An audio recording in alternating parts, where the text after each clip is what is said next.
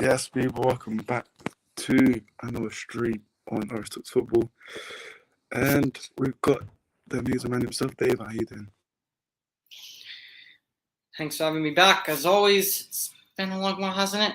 Since I've been back here. Good to see you again, mate. I can't say the same about your mic at the moment. It's kind of dodgy at the moment, I'm not going to lie. But yeah, other than that, yeah, it's good to be back. 100%, man. It's good to have you back as well on the channel. But you did say that you had something to say at the beginning of the stream. Yes, I did. The floor is yours. Orest has insisted that I say this live. I appreciate the star treatment. I'm here to say no. This is not no jokes, no trolling, none of it. I'm here to announce that I will renew my 1 year contract, a new 1 year contract with OTF, with some clauses in there, in that contract that if those clauses are met or violated to any extent, it will immediately trigger my release and can walk away for free. But yeah, I'm here to stay for another year. Hopefully to see my own channel grow, but also myself grow, and also to help out this growing channel with some great people here. So yeah, I'm here to stay for another season. This is great news, and also great news for the people that are watching. If you're just tuning in right now, smash the likes, hit the like button. This is going to be a Man United talk video. Wow, yeah, I'm excited. Get the likes up, guys. Get the likes up. Thought we were doing season predictions. Just predictions, well. But my first question to you is, how impressed have you been with Man United pre-season? Obviously. I think, to be honest with you, any improvement in performances would be impressive compared to what the likes of you and I and the rest of the Manchester United fan base have had to suffer from watching from last season. Whether it was from Ole Gunnar Solskjaer, whether it was, I'm not going to count Michael Carrick because he got a small feel-good factor. Whether it was from your dream manager, your favorite Ralph Rangnick, with all the BS and all that, it feels good to have a fresh start. I'm impressed. I'm impressed with the way Erik ten Hag has got this team playing. I'm seeing players that I would never believe would be not necessarily not given a chance, but just not really find themselves again. I'm seeing Bruno Fernandes. He's struggled in some games, and I've seen Ten Hag call him out on it. And I'd never see Ole Gunnar Solskjaer or your boy Ralph Rangnick really call him out on that. And I like that. I like to see that. Nobody's bigger than the football club. I like how he's emphasized that. But in regards to the overall performances, I've definitely have liked what I've seen. I'd say, yeah, I'll stick with that. And then if you have further questions on it, I will waffle on about that later. No, but I was going to ask you, is there any players that have surprised you so far in the tour? Yeah, that was the question I was holding in the back of my mind. Players that have stood out to me. Daveye, in terms of, I've seen some of his, we've re-seen some of his weaknesses in playing out the back, and the whole thing where Erik ten Hag was yelling at Daveye saying, "What on earth are you doing?" and whatnot. Maguire looks improved, which means not as awful as he's been this past season. So still pretty rubbish, but not as bad. There's improvement. I do have to say I really am impressed with Tiro Malacia. From the games I've seen him, I definitely like the way he plays.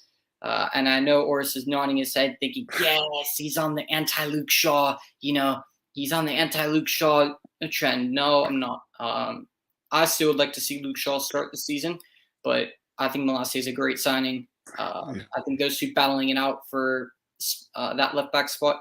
And if Theo Malassi can do what Alex Telles did when he came in, when Brandon Williams came into the picture and pushed Luke Shaw to see the Luke Shaw that we saw 2 seasons ago. Why wouldn't you start Luke Shaw? You're talking about one of the best. That Luke Shaw was arguably the best left back in the Premier League, which I have to restate that over and over to remind someone who just doesn't like Luke Shaw for whatever reason. Not that he had a great season last year, but someone who has a certain agenda against Luke Shaw. It's not Diogo Dalot. I've seen growth in his game to the point where I am somewhat considering being okay with him being the main right back for this season.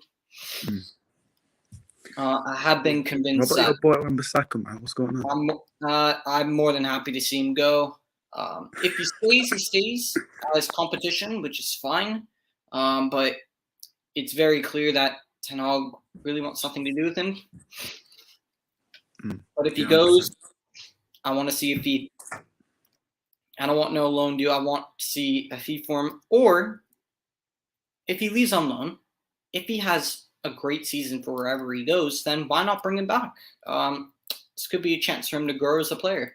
So, if Wan-Bissaka pulls some miraculous turnaround and he ends up having some, not like the delivery that Trent Alexander-Arnold has, but his attacking output improves drastically if he goes on loan somewhere, why not bring him back? Because he already has amazing defensive qualities. So if we see big, huge growth in his attacking output if he goes out on loan somewhere, then why not bring him back? So as of right now, I'm happy with Dalot. Fred is a major one. I'm very, very impressed with him. He's doing things that I haven't seen him do under other managers. I like his movement, his positioning. Even Scott McTominay, to a certain extent, looks somewhat improved. The whole squad looks rejuvenated. Marcus Rashford is looking like his old self. That front three, him in the front three, it looks like your boy Rashford is. And you have to give it to Marcus Rashford. He's had a good preseason. I know. This has happened out of nowhere. Just like Marcus Rashford's form coming back. And I like to see it. I know Orest is anti-Rashford, but Marcus Rashford's had a good preseason. It's not anti-Rashford. Of course, I want him to do well. But he's had a good preseason, man. You can't say he hasn't. No, he has. Martial as well. And he deserves an opportunity. Yeah, he does. But I don't know if you saw Ramonda's tweet saying that Telles Sevilla on loan. What's your thoughts on that? Thank you, Alex Telles. Hopefully you perform at Sevilla, and hopefully there's a nice big buy option in there, and Sevilla activate that buy option. He came in as competition for Luke Shaw, did a very good job of it, pushed him, whatnot. And then someone saying, he was a reincarnation of Roberto Carlos, and that, Telles was, his guy, his left back, and defensively, he just looks like Andre Santos at left back. So I have no problems with him going. I think he was the one to shift on anyways. And I've said this for gosh knows how long. Luke Shaw and Alex Telles, in regards to last season, Luke Shaw was still the better left back than Alex Telles. It's not a compliment though, but he was still the better left back last season. And I know a certain someone will start crying if I say Luke Shaw was the better left back than Alex Telles, or was our best left back last season. But and yeah, as you said, Anthony Martial, this guy's resurrected from absolutely nowhere, and I'm very pleased with Martial. I think he should be given the chance to start up front again this season. I think he's the perfect sort of striker for Manchester United at the moment, and even under Ole Gunnar Solskjaer, he got the best out of Martial, and you can see what Martial brings: his hold-up play, his ability to fund the other wingers, to create chances for other players as well, and to score brilliant goals. He's looking like it's his old self, and it's a good thing to see. I like to see that from Tony. Hopefully, we can see more of it this season, and I 100% agree when they made that decision, or when Ten Hag says you're going absolutely nowhere. You're a very important part of my plans. So I'm happy to see it, and I look forward to seeing Tony being given another chance as well. No, 100%. And one last player, I know he's only yeah. played one game, but immediately off the mark, Lisandro Martinez, even though he played only 60 minutes against Rayo Vallecano, I was incredibly impressed. And I can understand why they call him the Ajax supporters called him the Butcher of Amsterdam. He's Butchman, a no-nonsense defender. He reminds me of when Marcos Rojo was playing at center back in 2016-17. That was like peak Rojo, and I was like, I love this guy, and I like what I'm seeing from Lisandro so far. I hope he keeps it up, and he outperformed Varane, which is quite extraordinary. I mean, that's the partnership that I want to see, but I saw something in that game which I cried tears of joy when I saw it. I finally saw Varane and Bailly finally play together, and other than the one goal, they looked good together. They organized the backline well. The chance that they got weren't through them, but I was very happy with that. So, with that being said, those are players that have just stood out to me so far. Just to name a few. Yeah, with Martinez, I've seen a lot of debates about his thing. I'm going to come to this now. His height. For me, I've got no issue with height, but with you, are you concerned, or are you the same with me? You don't. I mean, the only time I'll be concerned is if our set piece tactics are run by the previous manager's coaching staff. If we're doing zonal marking, which I'll be petrified over if that's the case. But I don't think Lisandro's height is a problem. I mean, you look at the likes. I mean, Daley Blind wasn't all that tall, but what he had was a high-level footballing intelligence. He had a great footballing brain, high footballing IQ. So, and I like what I've seen from him so far. As of right now, I have no concerns about his height. I generally don't, because I don't think that's what he's going to be utilized for. I think that's more of whether it's Varane or Maguire or Lindelof or Bailly, Martinez is going to be the one that really, really executes, or is going to be the base of this Erik ten Hag philosophy, starting it out from the back, playing it out from the back, good with the ball at his feet. So, no, I'm not concerned about his height, really, at all. Yeah, but another player, for me, I'm looking forward to watching the season. That's our signing, Christian Eriksen. Anthony signing for United, as you said on your story. Oh, wait.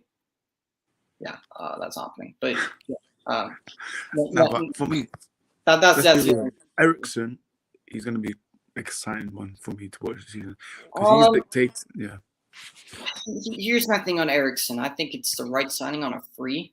I mean, we've heard it from the legend himself, Trapp. Eriksen on a free. I'll take that all day long. He knows Ten Hag. He's trained with Ajax under Ten Hag. He knows his expectations. Eriksen knows the Premier League. We all know how good of a player he is. We've all seen what he can do. We all saw how he basically transformed Brentford into a side that created so many chances for their strikers. We've all seen how good he's been for Tottenham Hotspur. He was incredible there. So, and I think with the departures of so many veterans, Nemanja Matic, Juan Mata, Edinson Cavani, Paul Pogba, this team lacks, veteran leadership. Apart from, I guess you could say, Varane, Cristiano Ronaldo, and David De Gea at a significant age. Real leadership in that midfield is needed, and I think Eriksen is perfect to have. He'll offer competition, and I think he'll be a good example for the youngsters as well. 100%. Obviously, we've signed 3 players. Do you think we need more? Because we've linked with Benjamin Sesko, Salzburg. But do you think we need more? Or Or be done. Oh, we 100% need more. We still have yet to address the midfield. Yeah. We need to address the midfield. We need someone to come in and start straight away. People are saying Donny, but as much as I like Donny, we need someone of a high stature to start. And we all know who Ten Hag wants. I'm not going to say his name because I hear or see his name about 10 times a day. He's still my number one target as well, but I think we need alternatives to him. We need alternatives, to the Dutch guy. We need alternatives. And my fear is that if this deal doesn't happen, Ten Hag doesn't really seem he has drawn up any alternatives, but we need someone to come in to this midfield and play alongside Fred or Donny or whoever it is. Just not McTominay. But I think McTominay will be a squad player anyway, so which I'm fine with. So we need a midfielder, potentially another striker. You could use another striker. I definitely think so. As we're saying, Benjamin Sesko. One that I like it, yeah. One thing I did see today is that, of course, and even just in the last month, I've seen a lot of rumors, but Fabrizio Romano has come out on a story and he's been saying that Barcelona and Memphis Depay are working to terminate his contract and he'll be available on a free. Would you take Memphis back? Would you bring Memphis Depay back home? Free agent. For me, the way I look at Depay is free agent, versatile. He's growing up now. He's a mature man. Because when we had him before, he was very young, like 21. He was a young kid. But for me, I'm taking him free agent. And the thing is, when he plays for the national team, Louis van Gaal, he's got a similar style of football to Erik ten Hag, but Louis van Gaal is probably more defensive. But for me, Depay would be a signing for ten Hag, and that would be ten Hag signing. I think he would fit in the system as well. One thing I don't want is, I don't want to see us continue to just turn into, best players from the Eredivisie and Dutch national team FC. That's what I don't want. I think we need to look at other leagues, but I don't know a whole lot about Benjamin Sesko. I haven't seen a whole lot of him, but the kid looks a talent. If it's 35 million, I would say go ahead, go for it, sign him.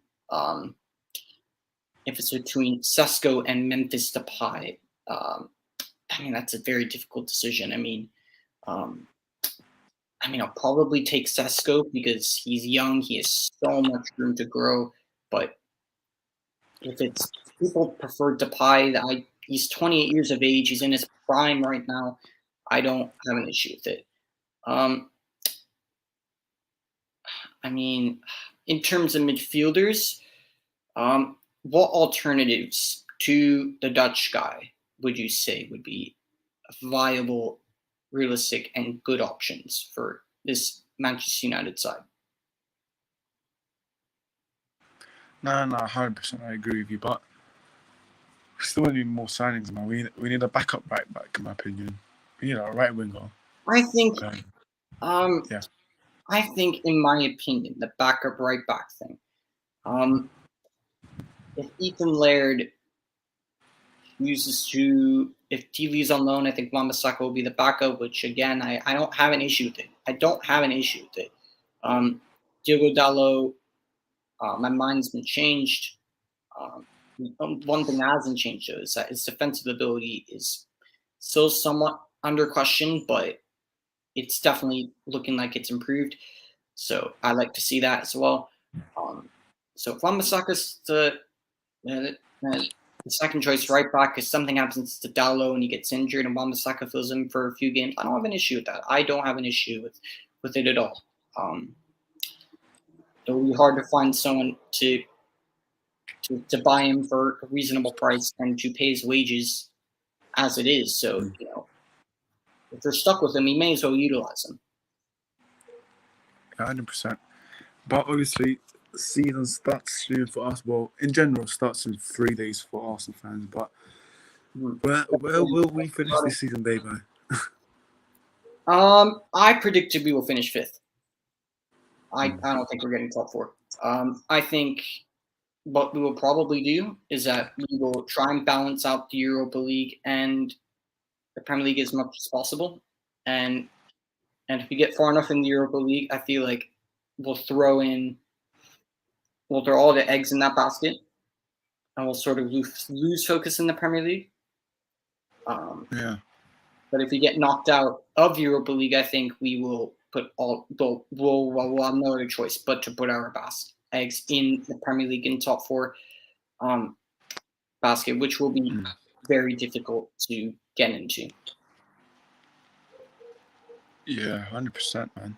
I mean, there's teams like Nottingham Forest, for me, people are sleeping on them, saying that they're going to get really. I think they will do good this season, Nottingham Forest. Well, here's the thing on Nottingham Forest. They bought a lot of new players, and they're going to all have to gel together quickly. And gelling doesn't happen like that. That happens over a period of time. Things like that don't happen instantly. That team will need time to gel together to get to know each other and to know how to play with each other. So it will take time.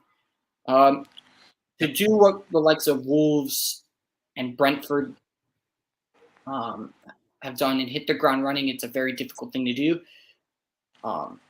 So, they're not out of the realm of possibilities to be relegated this season. Don't rule them out because they're 100% in the running. They can easily get sent back down to where they came from. But of course, there's definitely that possibility they'll stay up. So I hope I see them stay up. A lot of respect for Nottingham Forest. They haven't been in the Premier League since 1999. Let's hope we get to see them more than just the season. Yeah, 100%. Got a comment here from Huddersfield Town Fan TV. What do you think a successful season for Ten Hag is? Two things. Either finishing fifth and winning the Europa League, or somehow winning a trophy and achieving top four. That for me will be a successful season. Because for me, the main objective is to get back into the Champions League and to try and win something this season. If it's a Carabao Cup, that's fine. But, for me, the same expectations this season are same expectations. Road to the Devils, Road to 300. Yeah, of course. Of Jose Mourinho. They're the same expectations I had of Jose Mourinho in his first season. To win something and get us back in the Champions League. And Mourinho delivered. So I hope that happens. I want us to win a trophy. I want to see us back in the Champions League come next season. But Ten Hag needs a few more pieces for me to say that our squad is set for the season. 100%. We still need this De Jong saga, man. Honestly. No, don't every day now. Don't say his name. Don't say his name. I'm tired of hearing his name, man. I'm tired of hearing. Yeah, I know. But yeah, big up Road to the Devils in the comment. Road to 300. Yeah, no, don't worry. But yeah, I mean, Brighton, we got Brighton on Sunday. Dave, are you confident? Sunday, Brighton at Old Trafford, first game. To take a quick pause on the Manchester United talk, I assume at some point we will go into season predictions for the overall Premier League at some point during the stream, because that's what it's for. Yeah, I assume, but anyways, all right, great. Am I confident? If I see the Manchester United that turned up for most of preseason, then yes, I am confident. But if I see the Manchester United that turned up against, Vallecano, then no, I will not be confident. Because Brighton can easily morph back into Brighton Munich, and if I see Brighton Munich turn up, I'm going to be petrified. Because Brighton Munich traumatized me at the back end of last season. I'm not trying to get traumatized by them again. So all depends who turns up. All depends if Manchester United choose to turn up or not. Simple as. Yeah. 100%. We need to play. We need to turn up, man. We cannot do this, sit back. Obviously, last season, probably our worst season ever in my lifetime. But hopefully, we improve. I just want to see a good style of football for me. And for me, we still have players that are Oli players. I know you're not gonna like this, but we still have Oli players. They might not fit straight away in Ten Hag's system. So we need time, but we'll see what happens. But Not just yeah, all we the still players. have. We still have people like Phil Jones. We still have Phil Jones. We still have people like Phil Jones here. So I'm not letting we still have all the players sort of mask over that, because a good amount of all these signings were good signings. Good in air quotes. Wan-Bissaka, for most of his Manchester United career, he's been a good signing. He had 2 good seasons, and then he had an absolutely shocking season. Maguire his first season looked all right, looked fairly good. Second season, he was basically 50-50, and his third season was just probably the worst center back I've ever seen play in my life. So Bruno Fernandes, great first season, great second season, atrocious third season so far. So we'll have to see. I think he can fit the Oli players and the Oli signings into his own philosophy, because he's already doing it. So, that's all I have to say about Manchester United right now. I assume we'll head into season predictions now. Yeah, I've got it out. Right. Season predictions, Daveye. We're going to start from the bottom. So, 20th to 18th. Who do you have as for relegated teams? Does it have to be in order from 18th to 20th, or does it need to be? Just any. Just do any. Yes. Okay. It doesn't matter. It can be in order if you want. But my 2 of the teams that I've relegated, Bournemouth, Fulham, are probably nailed on. Although Fulham could make a case for themselves to stay up, depending on how they do. And then the last team, for me, 4 teams are in the mix: Nottingham Forest, Leeds, Everton, Southampton. Yeah, on my phone, I put Bournemouth, Fulham, Everton. So again, I don't think Everton will be relegated. I think they'll be saved by the grace of luck. I don't think it will be Everton. For me, my honest opinion, I think it will be down to. I think it's more likely that one of Nottingham Forest or Southampton get relegated. I'm actually going to go for Southampton, because they had a horrendous season last year, and I'm seeing them make some signings, but not big time signings that they need. So I think Leeds have brought in enough players.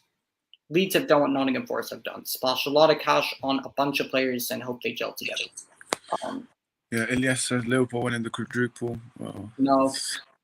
McFred is back. Let's go. No. Are you interested in Reece Williams from Liverpool? No. Everton got luck last season. They won't have it again. Interesting. Well, they got the luck through Richarlison, who basically made sure they stayed up. Rafinha basically was the reason why Leeds stayed up. But obviously he's gone. Calvin Phillips is gone, but they definitely strengthened in all of those areas. So we'll have to see. But this is just as of right now. It'd be easier if we did this on September the 1st, where squads are officially done and set for most of the season. So for now, I'll say Southampton, but it can easily change into one of the other 3 teams I named. Yeah, all right. Now we're going to do 17th to 12th in any order. So teams that will avoid relegation. For me, I've got Leeds, Nottingham Forest, Brentford, Brighton, Villa, and Southampton for me. So basically 17 through 12. We're basically just going up the Premier League table, aren't we?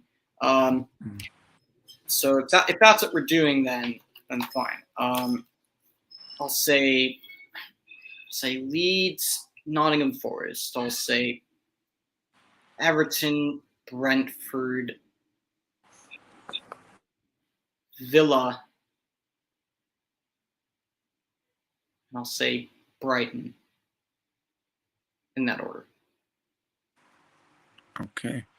We're gonna go to mid-table now. I've got 11th. For me, I don't get the hype, but for me, I've got Newcastle in there. I think they'll finish 11th. 10th, I'm going for Crystal Palace. So, Rich, if you're watching this, 10th for your team, and 9th, I put Leicester, 8th, Wolves. Interesting. My 11 through, I'll say 11 through 8 looks drastically different. 11th, I will say Wolves. I feel like they're going to struggle this season, despite having the joint best defensive record in the Premier League last year with Manchester City. I feel like they will struggle. 11th or 10th, I'll say Leicester. Something tells me that they're just not going to have a good season. I don't know why. Haven't really made any investments. They're losing Casper Schmeichel. They may lose Yuri Tielemans.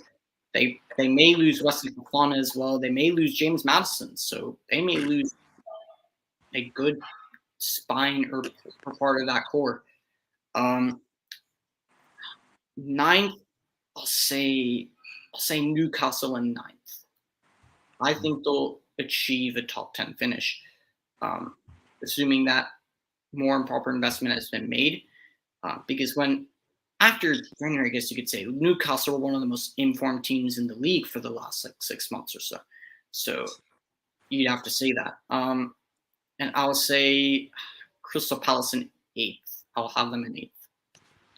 I think Crystal Palace will have a very good season. They're my dark horse for this season. Them and Newcastle.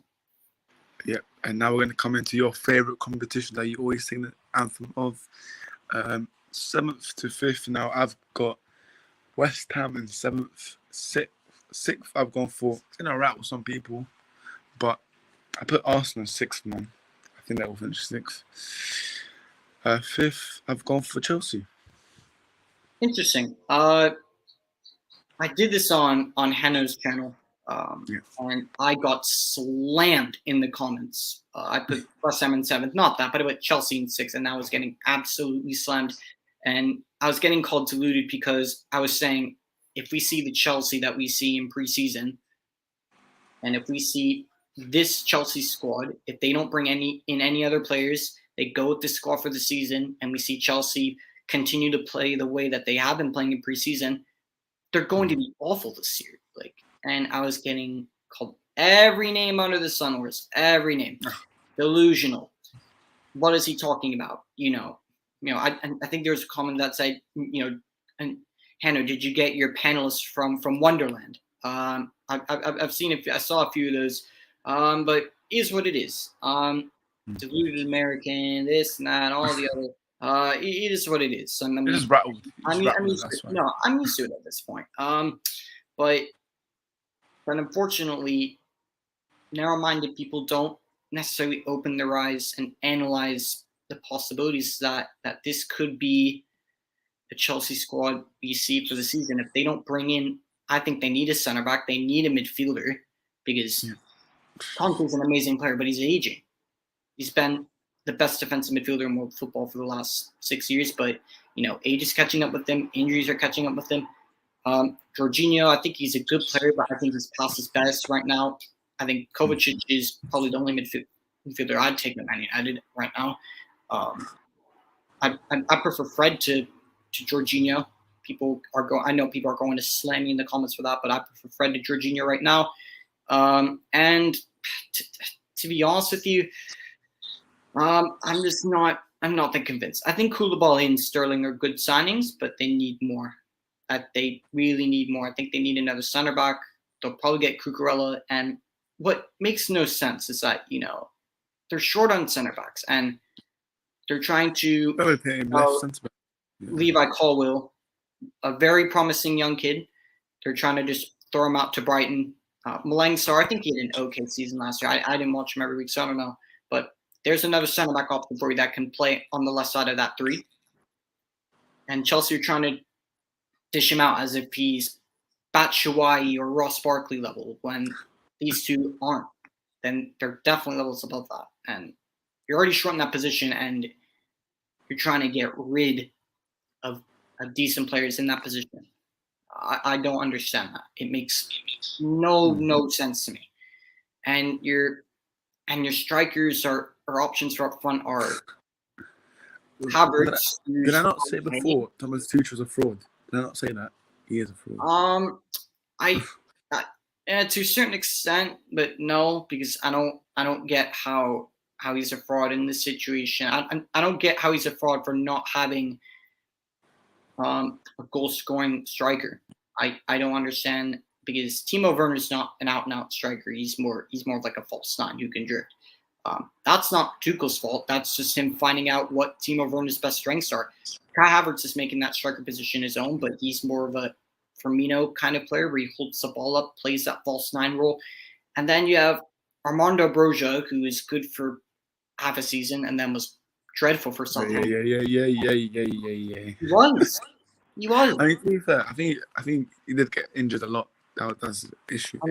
No, but he struggled. He definitely struggled. And you have Michy Batshuayi, and that just kind of says everything. But no, Orest, Orest will probably blame Tuchel for having Batshuayi. That's probably Tuchel's fault. Well, he's still there, so that's his fault. Yeah, I don't think that's Tuchel's fault. The fact how he's been loaned for years and years and years under different managers. He's been loaned out. You know what I just noticed? Baba Rahman. He's back at Chelsea now. I forgot that man even existed. He's been there since 2015. I forgot he even existed. Yeah, he's back at Chelsea now. Oh, wonderful! I forgot he even existed. Apparently, I've heard that they're trying to shift on Batshuayi and Ross Barkley, for they have a year left on their contract, so they're trying to get some money for him.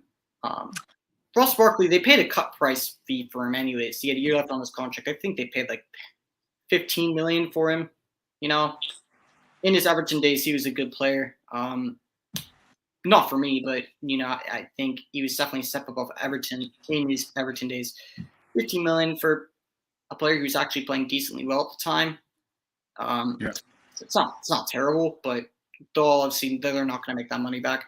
They'll probably make like maybe $10 million at the very most, if you're being generous, with Ross Barkley. But and for that reason, if this is the Chelsea side that we see, if we don't see reinforcements come in and we just see this squad, then I'm not convinced. They could easily make it into the top four. The squad has it in them.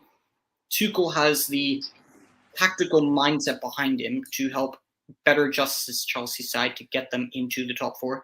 I think he does 100%. He can do it. He got in 2 cup finals, so he can clearly do it. Even though he lost them both, he can clearly do it.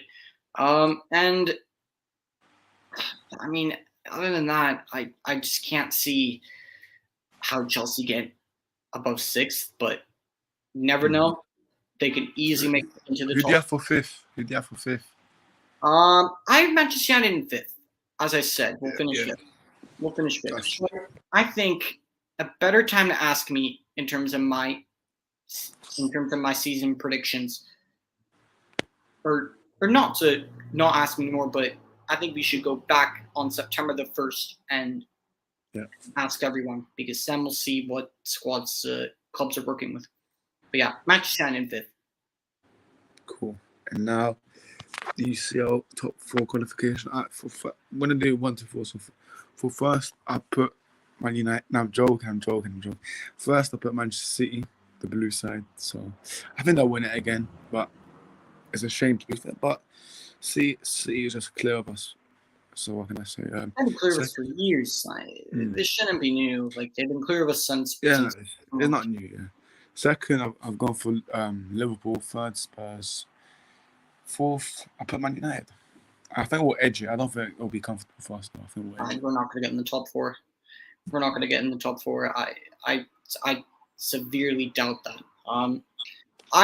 I went with the exact same top 3, but I put Arsenal in 4th. I think they'll probably get top 4 this season. I think they'll probably get it. If they bring in someone like Yuri Tielemans and someone like Cody Gakpo or a wide player, possibly even another striker to compete with Nketiah for that second spot, they have a good squad. They have a good squad. They've already made some good signings. Gabriel Jesus looks sharp in preseason. Zinchenko, brilliant signing. Fabio Vieira from Porto looks like a good player. Matt Turner, good backup to replace Leno. Marquinhos, one for the future. You have players coming in, and of course you have Saliba, who's back, who's definitely staying at Arsenal. He's going nowhere, and we're seeing how good of a player he is. So they have a good side to work with. I think they just need some more in their midfield. I think they need someone in the midfield, someone in the attacking three, and possibly another striker. But another striker should be last in their priorities. Yeah, Rich Spot says first City, second Liverpool, third Spurs, fourth Chelsea. That's interesting because I don't see Chelsea making top four. Chelsea or Arsenal could easily get that fourth spot. I think it's between them two, but I think regardless, we will finish fifth. We will finish above one of them. I think Chelsea and Arsenal, it will be between them two for that fourth spot. I think the top three are cemented. There's no way, there's absolutely no way that Antonio Conte will let that side drop out of that top four. There's no way. If I'm wrong, I'm wrong, but I just don't see how that could happen. Yeah, United fifth, ready to pounce if one of those four falls apart. Yeah, but there's 8 people watching now. Smash the likes, guys. Subscribe to Premier Prime Time. That's Daveye's channel, which you will see more of Daveye. But Daveye, is there any players out there to keep an eye on for the season? Do you have anyone to keep an eye on? In what respect? Are we going through each team and saying like a breakout player for the season? Or are we just saying, you know what? Let's do Man United. We'll do Man United. Is there any players starting with Manchester United players to keep an eye on? I mean, I'll start with Cristiano Ronaldo to see whether his attitude will change, because he just looks very engaged. I don't blame him.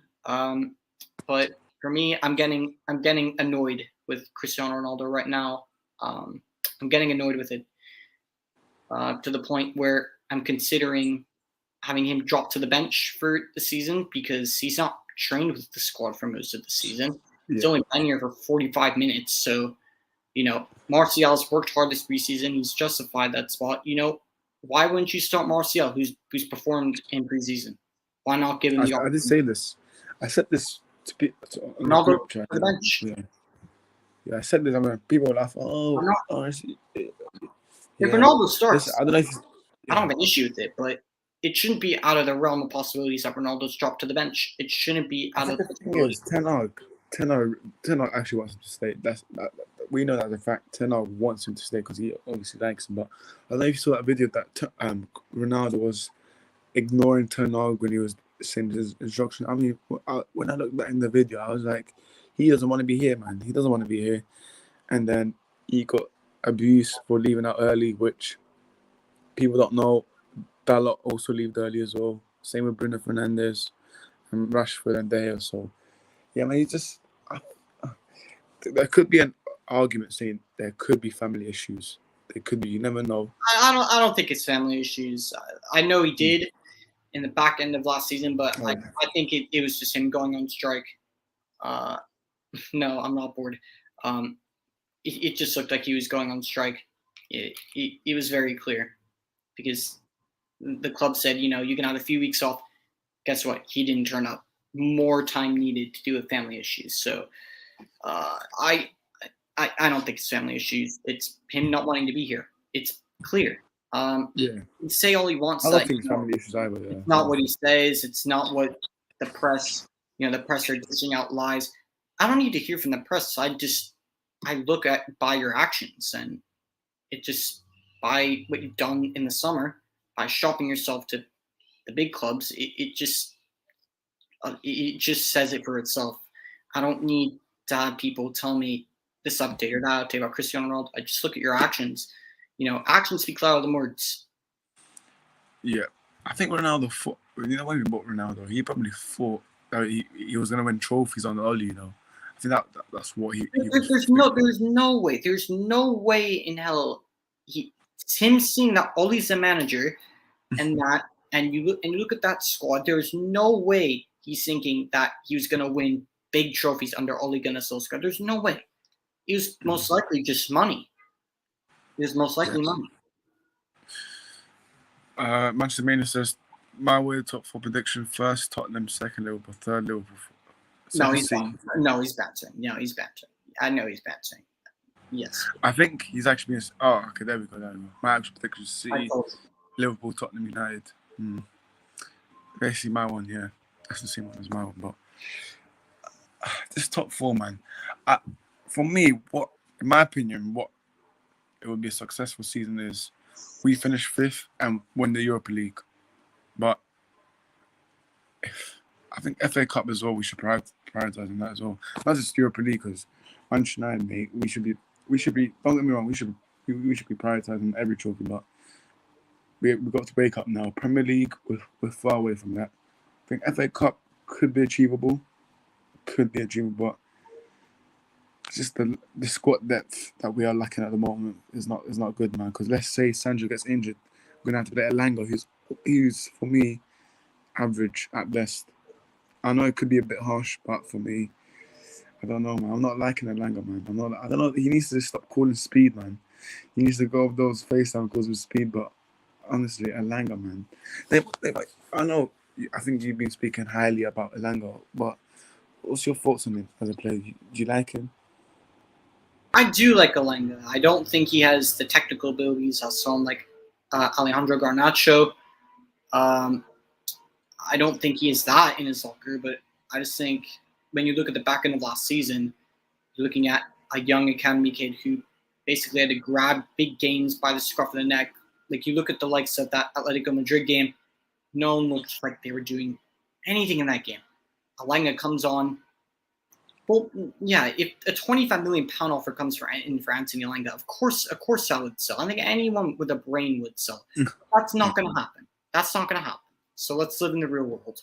So I give him a chance this season. I would, obviously he's not part of the main starters in the front 3, but I would keep him around in the first team this season as depth and cover like Garnacho will be.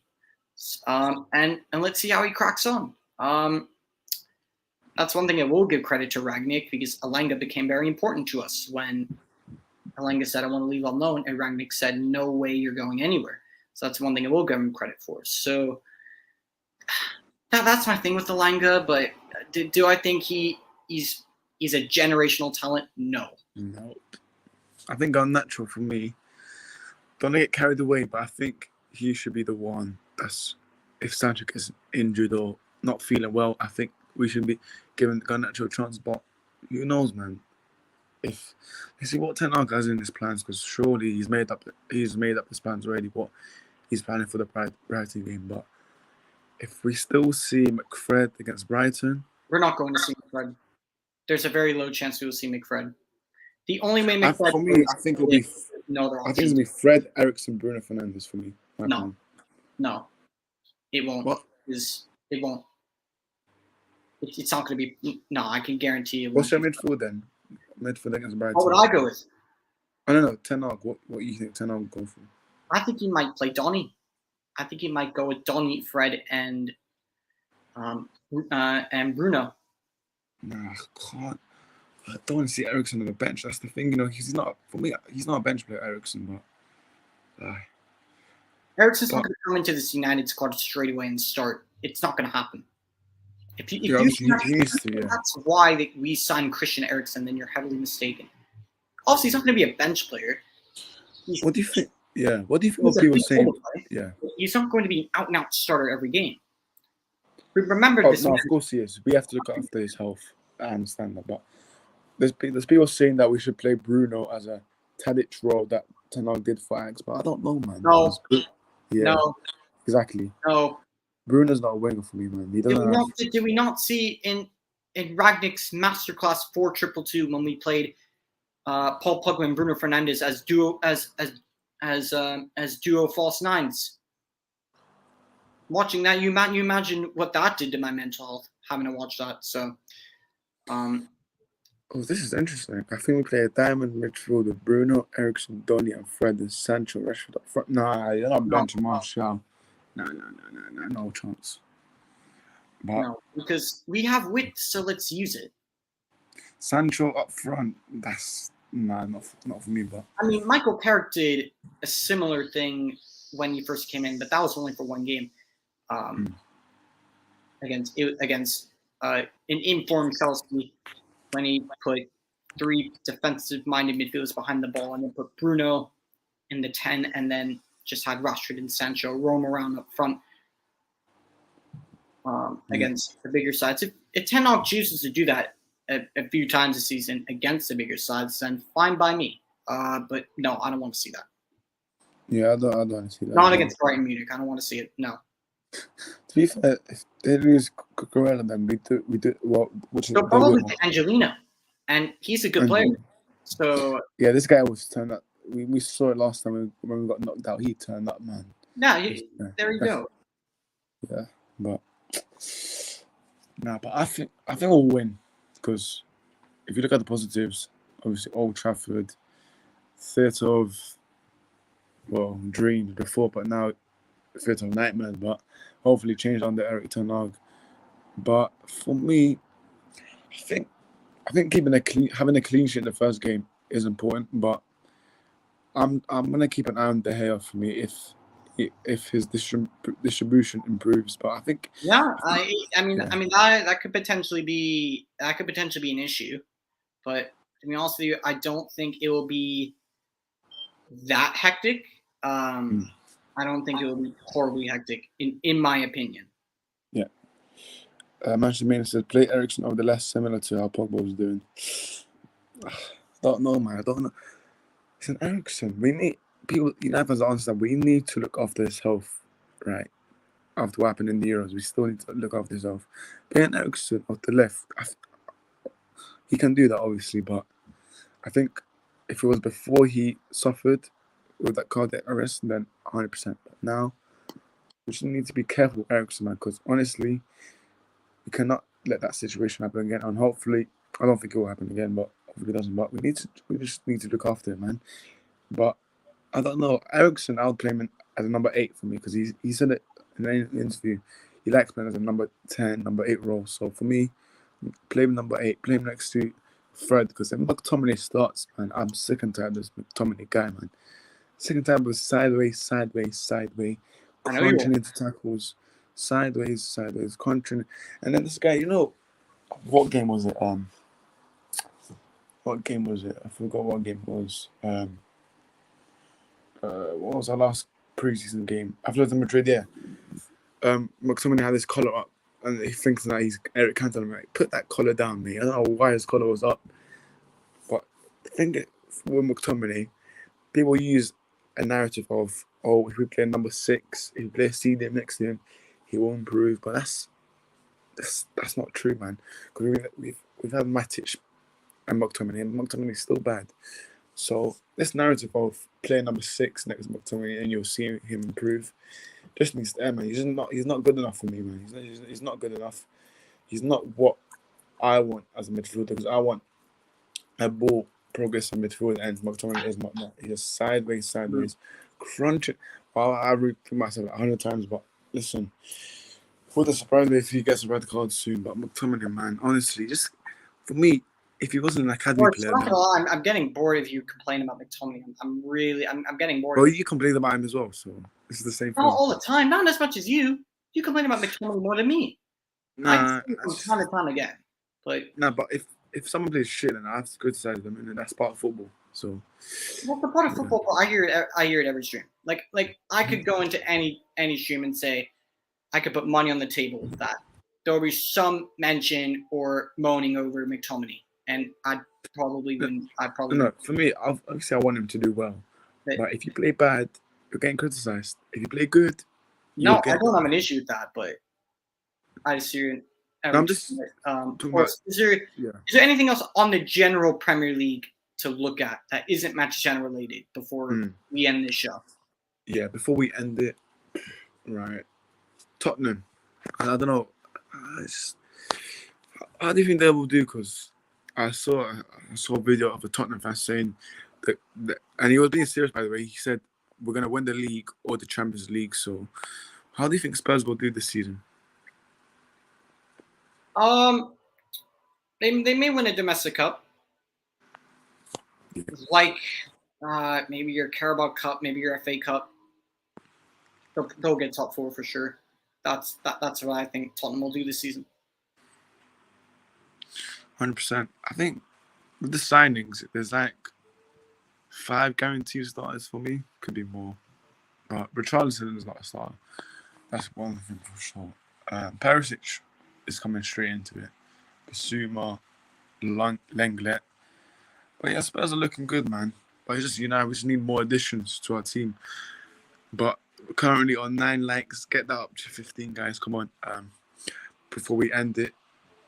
But this season is going to be crazy, David, man. I think there's going to be results that we're not going to expect. There are definitely going to be results. Anything can happen in football. Anything can happen.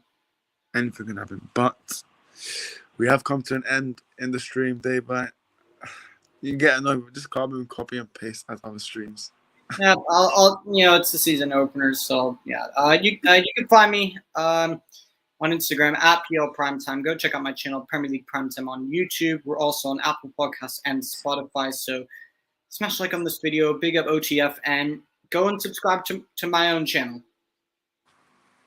Big up, guys. Subscribe to Premier League Primetime. It's right down the bottom left. Make sure you guys do that, man. Good content. There'll be a lot of content for sure. Because the new season just started. Well, it will start this week, so there'll be lots of content on this channel. There's 7 people watching wow, and this time as well. So big up everyone. So get the likes up. Tomorrow, game week 1 preview. Elliot will be hosting that because I'm on holiday right now, and I can't host that. So Elliot will be hosting that. Thursday will be Palace Arsenal preview. Rich will be coming on, and the other Arsenal fans. Friday, Hardeep Romano will talk about Brighton Man United preview. They will probably tune into that, and I'll get other United fans as well.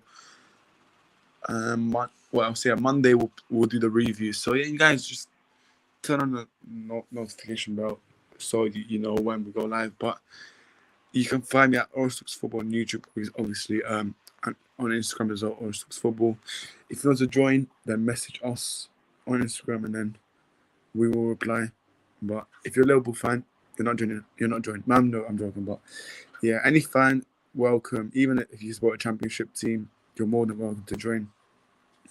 But yeah, if you're a McTominay fan, stay away from the stream. If you're a McTominay fan or Luke Shaw fan, then you're not coming on ever. I'm joking, but they are big up for joining as always.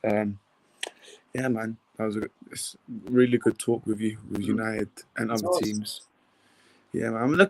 I'm not getting excited. I've said it on Overtime. I'm not getting excited, but we have looked good in preseason. I know results don't say that, but if you look at the performances, it's looking good. But let's see that Sunday game. Sunday is a test if these players actually turn up. But hopefully they do. But they've had big up, guys. Smash the likes, get it to 15. I will check it 20 minutes after this. So if it's not to 15, then you guys are crazy. But big up you guys. Tomorrow, don't forget 5 p.m. Game Week 1 preview. Elliot will be hosting that. So be sure to tune in, and we'll see you next time. Peace.